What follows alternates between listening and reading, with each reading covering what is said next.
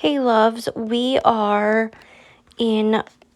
still in chapter 2, part 1. This is Dorothy's story. So let's get started. I was 15 that summer, and when I was in love with the Rolling Stones, my girlfriend Patty and I spent a lot of time listening to their music. One day, my brother came home with his best friend. He introduced me to this guy, and I remembered being singularly unimpressed. But I noticed he stared at me in a way that no other guy had before. And it frightened and fascinated me all at once. Meanwhile, I went on with my life as a Rolling Stones fan, and he started calling the house. He would call and ask for my brother. And when we began to play this voice game where I could sound more and more seductive, and he would sound more and more interested. And so that's how we began. Then one day when he called, he actually asked me out. It was my first real date, sorry. I felt safe because he was my brother's friend. I don't even remember what we did that first time. Probably drove around in his car. He had a baby blue 57 Chevy. That was his pride and joy. He spent a lot of time talking about the car and all these little gadgets he had attached, and I kind of felt like riding in that car. I felt really important. I'm 15 years old, and I'm thinking, wow, this is what dating is like. Then one night, he decided we should go parking. I thought it was just going to be a makeout session. But the very first time, he was already pushing me back in the seat, and I remember thinking, boys are a handful. Then thinking, well, he's 19, maybe that has something to do with it. And I think the very first time we went parking, I began to be afraid that this was going in a direction I was either not ready for or in some way I felt threatened by. And yet something else took over. A kind of fatalistic inability to say no. And I'm not sure to this day why this happened. I've wrestled a lot with that. I began to feel to be very secretive with my family and not tell them I was meeting him. I can't remember the first time we actually went all the way. I don't remember how many dates, in other words, it took, but I do remember feeling betrayed because he refused to wear a condom. I remember saying, I don't want to do this because I don't want to get pregnant. And he said, well, I promise you, you won't get pregnant. And I said, how are you gonna manage this? He said, well, I'm going to pull out. And he explained what he meant. So he stopped trying to convince me and just took over and sort of pushed me back. And again, I felt unable to act. I was stunned, dazed. I could not say no. It was very quick. I was not even sure that it happened. It didn't hurt terribly. It just felt a little uncomfortable. There was this wet feeling between my legs, and I said, what was that? Was that it? He was unable to speak for a few minutes. Then he said, yes.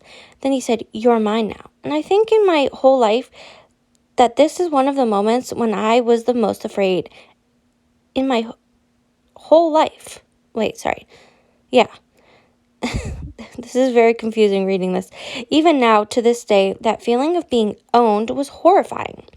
And that's when I began to think, I don't want to see this person ever again. Okay, so pausing there, the whole feeling about being owned, that's exactly how many of us adoptees feel due to our paperwork and not being able to get out of being adopted. We will always be adopted. And we can't even be emancipated as adoptees, which is disgusting, in my opinion. But let's continue on. I began to make excuses not to see him. He was very possessive. I think we carried on for about another month or so, and then I skipped a period. I was terrified. And I remember feeling like I was falling down this hole. I was just falling, and everything was spinning. And I thought, no, not me. Why me? My first love, and it wasn't even love. Why me? I didn't know what to do. I was very ashamed. This was not something that good girls did, because I came from a very kind of poor family. I was more acutely aware than most people, maybe about reputation and how easily they are lost. I knew from the experience of living in that small town that girls who got pregnant really lost their ability to have any kind of decent life. It was over for you. Your best hope in those days was to marry the boy and have done with it. In the years to come, hope that people would just forget it. The thing was, I was 15. I didn't love this boy. This was 1966. Abortion wasn't an option. I mean, we didn't even think about it. He said, I've told my mother, and his mother wanted to talk to me. Her answer was, you're going to get married, she said. We'll help you get through this, but you have to marry him. And I said, I'm not really ready for marriage. It's one thing to deal with being pregnant, and quite another to deal with being someone's wife. They said I was selfish. They called me some terrible things. No doubt. It's always put on the woman, the shame, instead of the guy who's, not, or the one who's putting the pressure on her. Often. Not all the time. Okay, I finally realized I had to tell my own mother because I knew she was my only ally. So he and I took my mother out to Carvel's, which is this little ice cream place in town. Carvel's still exists. It's more in tune with like Baskin Robbins, Dunkin' Donuts style. I don't know if there's an actual ice cream shop, Carvel's. No, I think we did have one in New York City. But yeah, I mean, we still get Carvel's ice cream cake, so just saying. Anyway, that was a weird rant. So off topic. Anyway, it turned out that I couldn't tell her. We were sitting in Carvel's in the parking lot, and he had gone in and bought us all banana splits. As soon as I saw mine, a wave of nausea just swept over me. I had to escape from the Chevy. I ran to the back of the parking lot and I threw up. My mother was sitting in the back of this car watching me getting sick, and I saw the two of them talking from my vantage point, and I realized he was telling her. She got out of the back of the car and walked toward me. I felt so afraid and started crying. I remember thinking, please, Mom, you're all I have. Just stick by me. And I waited, and I watched her walk to me. And she just put her arms around me and said, it's okay, babe, because no matter what, we'll get through this together. We cried in each other's arms for about 10 minutes, I guess, and finally she waved him away. She said, just go. And she and I walked home from Carvel's. We took this detour that was one of our favorite walking spots.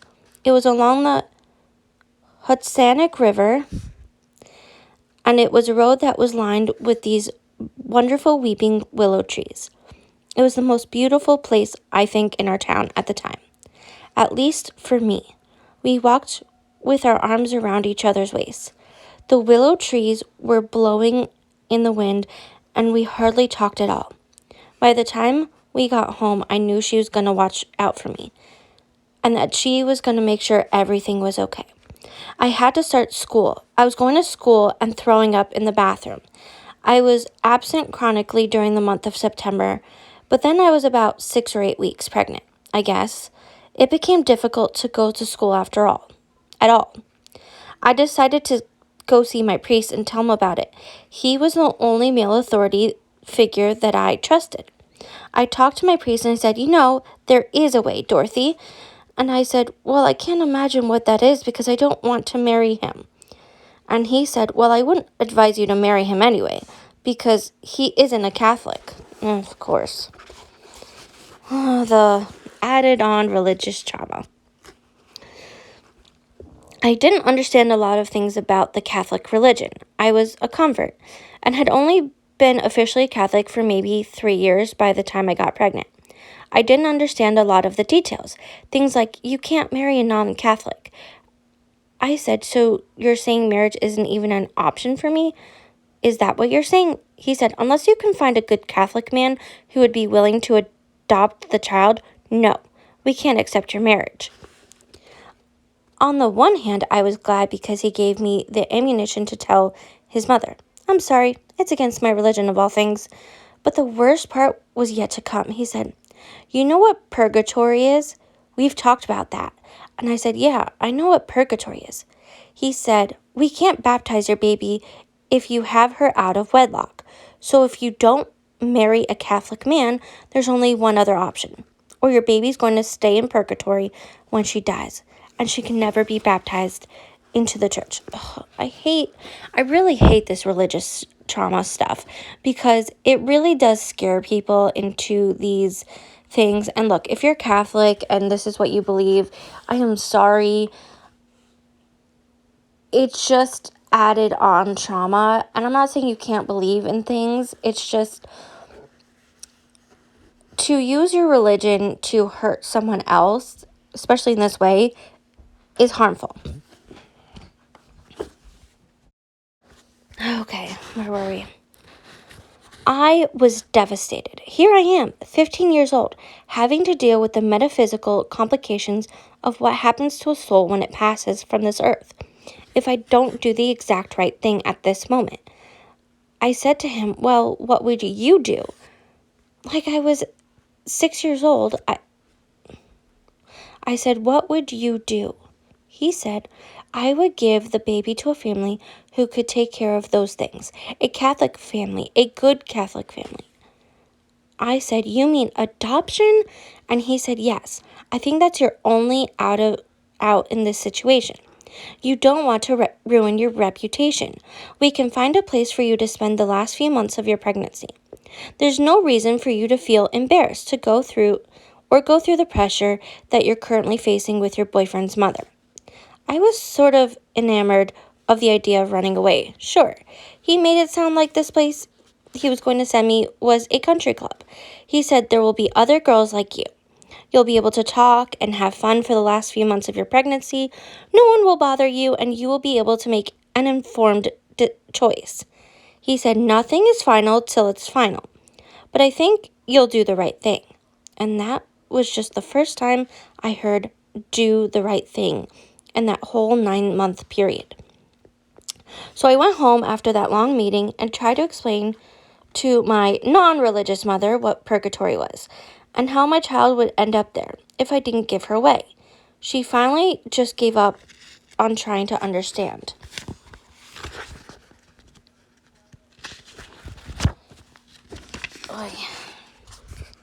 And said she respected the priest. She said, if the priest says you should go away to this place, then I think you should go, because I don't have an answer for you, babe. I'll help you if you want to stay here, but I don't have an answer for you. All right, pausing there. Dorothy's mom actually sounds like an amazing mother. I'm not going to say, she's perfect. We're only getting a glimpse. But in terms of the supportive, not only her support in Dorothy's decision, but it sounds like had Dorothy had all the accurate information and wanted to raise her baby even at such a young age, it sounds like her mother would have helped her despite them being in a poor economic situation. And I think that's really admirable, especially in that day and time, because really it didn't happen. And even today while it does happen, it's not as common. I'm very lucky that my adoptive parents actually helped me with my little guy. They love him so much. But my birth mom didn't have or she didn't feel like she had that option when she was pregnant with me. She felt like she was the black sheep. And then when she had my half younger brother, Josh, she did have that support because they found out about me, and they weren't angry with her. They respected her decision, but they felt such a loss that they couldn't meet their granddaughter. By the way, I'm the only granddaughter on that side of the family. I never got to meet them because unfortunately they passed, but they felt such a loss. And like I said, no one is perfect, but to have that support is extremely important. All right, anyway, moving on. So for me, the easiest thing to do was to go away. It was a running away. It was a place where I really thought I could go and think, but before I could go there, a social worker had to get involved. And it was explained to me that the state of Connecticut would be paying my tuition at this home for unwed mothers called St. Agnes. I was told it was located in West Hartford and that they would take care of bringing me there. I could stay until my baby was born and then come home. They would take care of the adoption and I wouldn't have to worry about anything. Sounded wonderful, but it was very hard for me to say goodbye to my mother. I had never been away from home except for an overnight visit to a friend's house. I was devastated to be away from her. And she had said, "Write me letters. You won't feel as lonely." So I did. And that started my little pattern. Every night before I went to bed, I would write my mother a love letter. I think she kept them for most of her life, and it kept me in touch with the one person who really loved me. And I just, to this day, cannot get over the feeling of loneliness and abandonment, and being in that place with so many young people. Everybody saw I was just a kid. I noticed one thing very quickly at St. Agnes, and that was that everybody wanted to talk about what was going to happen to them at the end of their pregnancy. They really wanted to live in the moment. Oh, sorry, wait. Nobody wanted to talk about it. My bad. They really wanted to live in the moment. They didn't want to talk about going over that because a metaphor for the birth. We would come to breakfast in the morning and we would look around to see who wasn't there. Oh, she went over last night. She went over. That meant she had gone to St. Francis Hospital and had her baby. We would envy that person because she was out of jail, so to speak. But we were a little afraid because we didn't know what this was all about. I remember that one of my best friends at St. Agnes was a girl named Brenda, who was like a movie star. She just was a very glamorous and had long blonde hair. She was one of those people who didn't really look pregnant. She just had a little belly, and she looked great. We were all envious of her. When she went over, we were all very interested to know what she had. After Brenda's 4 days, she came back to say goodbye to all of us. Being so popular, she almost had to. She held court in one of the rooms on the second floor, and we were all allowed to go in. We asked her all kinds of questions. What was it like? What was it like? She had changed in just those 4 days. She was very mature in a way that frightened me. She was not the same person. She looked fabulous, but she looked about 4 years older. She didn't want to talk about the details, and we thought that was kind of curious. If Brenda didn't want to talk about it, it must not be good. She said she had a little boy, and she said goodbye to him, and she hoped he had a better life. But that's all she would say. She said goodbye to us all, and we were a bit chastened after that. We all went upstairs, and that night I remember not many of us had dinner. We were just very, very worried. There were a group of us that were all due around the same time, and we all kind of bonded.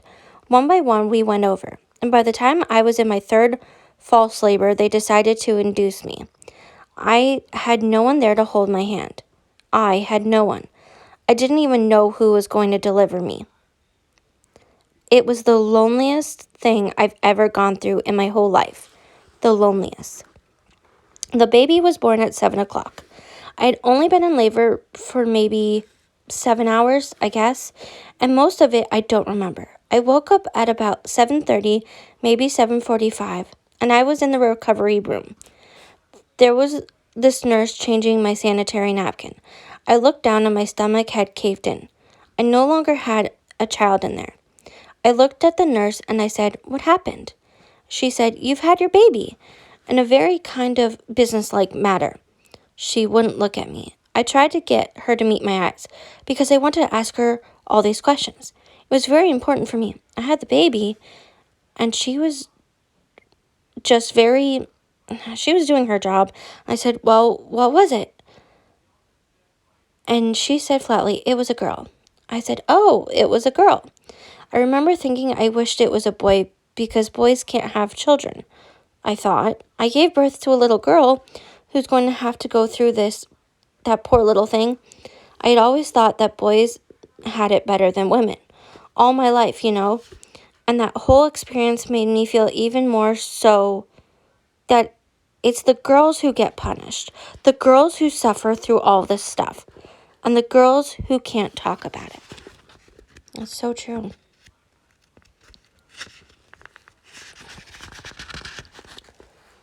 Oh, where were we? Okay. But of course, once I got used to the idea that it was a girl, which took me all about 20 seconds, I wanted to see her immediately, and they said, "You can't. We have to take you back to your room. And in the morning, when they bring the children around for feeding time, you can see her." I said, What's feeding time?" Because it sounded like the zoo. And she said, "Well, the hospital is on a feeding schedule. They bring the children at 10 and 2. And something else I forget." I thought, oh my gosh, I have to wait until 10 in the morning to see my child. And they said, "Well, that's the way we do things." And I said, "Well, where is she now?" "Well, she's in the nursery. They're taking good care of her." They took me upstairs to this room. It was a room with 4 beds. 2 of the beds were empty and one had one of my friends in it. She had delivered 3 days earlier. The next day would have been her last day when I came in. She was awake. By then it was maybe 8:30, 9 o'clock, because it was dark outside, and she said to me, "Dottie, is it you?" I said, "Yeah. How are you?" I was all happy. I was in the euphoria that right after the birth, you have this euphoria. I'm done. She was in the throes of postpartum depression already. I could sense that this was a serious down that she was on. She said she had a boy, and she said, "Tomorrow's my last day of seeing him, and then I gotta go home." I couldn't even relate to the sadness at that moment. I felt bad, but at the same time, I couldn't relate. I said, "Oh, I can't wait till the morning because I'm going to see my daughter. I had a little girl." We were at opposite ends of the spectrum of grief. I hadn't seen it yet. She had already, and it was very hard. And she said to me, "Dottie, I have one bit of advice for you before they bring her. Don't get attached." I said, "Oh, I won't. I just want to see her and count her toes and make sure she's okay." I was kind of brave kid, and I thought, I can do this. Well, then they brought her, and I wasn't prepared. All that pain and all those months of waiting were nothing compared to what I felt when they put her in my arms. When I saw her for the first time, I knew what real love really was, and I've never been the same since that moment. I remember her cuddling against my neck. I held her as close as I could, and the feeling of her little face just nuzzling my neck, and I thought, oh my God, it's a real live person, and I loved her so much. I thought I loved my mother. I thought I loved my friends. I thought I loved Mick Jagger, but this was something else. This was like looking at another version of myself. I never thought you could feel like that in the whole world, and then I wondered, what am I supposed to do now? All right, pausing here. That's exactly how I felt when I had my own son. But remember that as an adoptee, the first person that I ever met, or for many of us anyway, that was blood related is your own child. So It's very hard. I held her for the first thing I did was unwrap her. I wanted to see her entire body. She was very tiny. She had the most beautiful, perfect little toes. I remember counting them, and I thought, well, this is what everybody said I would do.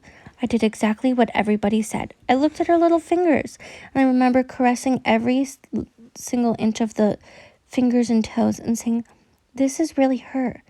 This is really Tracy. And I started to talk to her and to say, I love you. You're just so beautiful. I started talking baby talk, and I remember her turning her face into my neck and nuzzling, and I just knew it was her way of recognizing me. I thought, she knows me, and I called across to my friend, who was seeing her son for the last time. At the same time, I was just seeing my daughter for the first. She was in grief and in tears. I said, she knows me, and she couldn't speak. She couldn't even be glad for me, and I just looked back at my child, and I thought, in 3 days, I'm going to be her. Finally, on the third day, I had to say goodbye, and I remember being very out of it and not being able to come up with the right words. I felt somehow that whatever I said to her was really significant, that if I didn't say the exact words, that it would somehow curse her. And I have no reason for this except possibly it was the influence of the medication. But I told her to be a good girl, that I would never forget her, and to understand that I just did what I thought was the best, and to forgive me. When it was over, the last thing I remember was that little pink blanket, that little shred of pink blanket that I could see over the nurse's white shoulder, going out the door, and that's the last time I saw my daughter. The next couple of weeks were horrifying. I got sick. They didn't know what was wrong. They wanted to do an emergency exploratory laparoscopy. I guess at one point I was in a critical condition. So during the couple of weeks of recovering from the surgery, that's when the real loss of my daughter hit me. I was able to think at the point. It was then that I felt seriously depressed. The person who drove me home from the hospital happened to be my social worker. Again, me trying to think of the best people, I thought she was just being kind. Then I remembered she wanted me to sign that piece of paper, and sure enough, halfway home, she pulls over by this little lake. She had taken the scenic route. I guess she thought that would make it easier. She pulls over and brings out her little briefcase. My mother was in the back seat. I think she had picked up my mother before she had come to get me. And again, I thought this was kind of her. But it turns out she needed my mother's signature. That's why. It wasn't anything altruistic at all. So I'm in the front seat with the social worker, my mother's in the back seat, and now come the papers. She said, we need you to sign these so we can place your baby. I said, I really don't think that I can sign these papers. I really don't think I can do this. I really don't want to do it. Now, I'm just coming out of this surgery, and she said, well, look, the baby's been in foster care this whole time. You haven't bonded with her at all, she said, and as far as we're concerned, she's only known the foster mother at this point.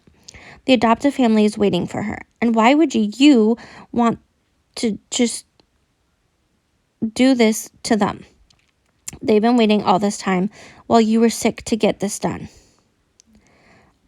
On one hand, I was outraged that I should care that they were waiting. On the other hand, that was the deal I had made. As young as I was, I understood that what making a deal with the devil means. You just can't win. All right. So putting the pressure not only on a young child who's 15 is terrible. And typically anyone under the age of, depends on the state, it's usually 18 or 21, can't enter into a legally binding contract. So let's be clear on that. But to force her and use her depression and her surgery against her, and again, the whole surgery thing is, I don't know how common that is for birth mothers to go through that. But to use this whole, well, you didn't bond with her because we took the baby away. She didn't have a time to bond. And they lied to her initially because they said she could make an informed decision. Well, if she chose not to sign the papers, that's still her choice, right? So problem right there. But of course they're going to use Dorothy's mom to convince her because that's what they do, and they need the grandparents' signature. And often, or I shouldn't say often, but a lot of the times grandparents are the ones that force the adoption, which is a problem. But yeah, anyway, moving on. So my mind is racing, trying to think of ways to get out of this. And I said, well, I really need to see her one last time because then I'll know for sure. And of course, I was planning on making a break for it. She refused to tell me where the baby was. She said, I'm not at liberty to disclose that. I said, well, have you seen her? How do you know she's all right? And she said, oh, she giggles and coos and she's happy as heck. She didn't say heck. She said she's very happy. She's a happy baby and she's ready to go with her new family. I said to myself, well, she got it all sewn up good and proper, doesn't she? Everything I could think of, she had an answer for. And as things got a little tense, I was about to say, no, I'm not going to sign these. She said, you know the state paid for you to go to St. Agnes. That's quite a bit of money that we put out in good faith. Do you have the money to pay that? I said no. Apologies, the phone rang.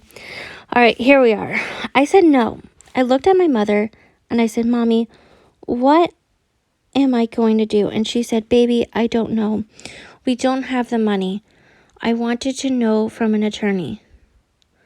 I wanted to know from somebody what my rights were. But for every question I asked this woman, I got the answer that I didn't want to hear, that I had no rights, that I had already given her away, that this was the best thing, and it was all my fault. Somehow it was all my fault, that things weren't going well, and that I needed to just go home. I would forget about it, and I would be fine. We sat there for a long time, wrangling back and forth, and she wore me down. I am still sick. I still had not recovered. I am very weak and needed to lie down. She wasn't moving that car until I signed those papers. I remember almost grabbing them from her at one point and saying, all right, I'll sign them. I remember just scrawling my name and handing them back to my mother, and my mother signed them. The social worker took the papers, put them in her briefcase, and we drove to my house. Without saying one more word, and life for me was never the same. That fall, I went back to school. I was a junior in high school, but all I cared about was escaping. I couldn't concentrate. It was very difficult. I realized that I could escape in drugs and later in alcohol. Okay, so pausing there. Not every birth mom is a drug addict or alcoholic. I just want to make that clear. However, oftentimes trauma drives us to that point, especially when we don't have the right resources to deal with that trauma. And this happens to adoptees too. We are 4 times more likely to turn to drug and alcohol abuse. I'm not saying that's okay. I'm just saying that there's always reasons for people dealing with that, right? And it's so my birth father is in that. I don't know if he's recovered. If you guys listen to my story, I don't have contact with him. However, my adoptive father has recovered from alcohol 33 years ago. And while I don't know exactly why he chose alcohol, I do know that he had a very rough childhood because of his father. And so, he had the support from my mom to get clean. All right, anyway, going back, I wanted to make that note. All right. And that became a lifelong problem. With trying to realize you can't bury your emotions, you just have to talk about them. So for about 15 years, I smoked pot really heavily. I drank. I couldn't hold a job. I didn't know what I wanted. I remember just being really wild and not caring about anything. I was courting death, certainly. This went on for years. I never had another relationship with a boy. I would never let anyone close enough to me. I no longer associated pleasure with sex. I associated death and pain and loss with sex. At some point, I cleaned up enough to get a job. I met my ex-husband in the late 80s, and then I was like 36 or something, and he taught me to enjoy sex again, which I'm really grateful for. Before the age of 36, I didn't know how to enjoy it. I also noticed another phenomenon. I couldn't talk about what had happened to me, about my daughter, and giving her up, because every single person I told the story to judged me. Not one single person said, "I know how you feel. If I were in your spot, I would have a hard time too." Every single person judged me. So that still happens to this day, and it's very unfortunate. We are trying to turn the narrative around. As an adoptee, I can't understand in some ways. I do know that part of it is, due to the pressure and all that, but at the same time, there was a lack of resources and a lack of support. Even though her mom supported her, there was still this pressure. She needed more support. And there's still this huge lack in 2023 that we're trying to make up for, and we're trying to have these honest conversations about it, from all perspectives. And it's extremely tough, but we're working on it. We're slowly working on it. I know it's years, decades later, but we're trying. Anyway, I will see you guys next time. Monday, actually. I'm going to try to film ahead of time just so that we have people working on the house. So it's going to be loud. So trying to film ahead of time so I can post it. So hopefully it'll be up at the same time. If not, it'll be up a little bit later. So we'll see. Love you guys, and I will see you guys Monday.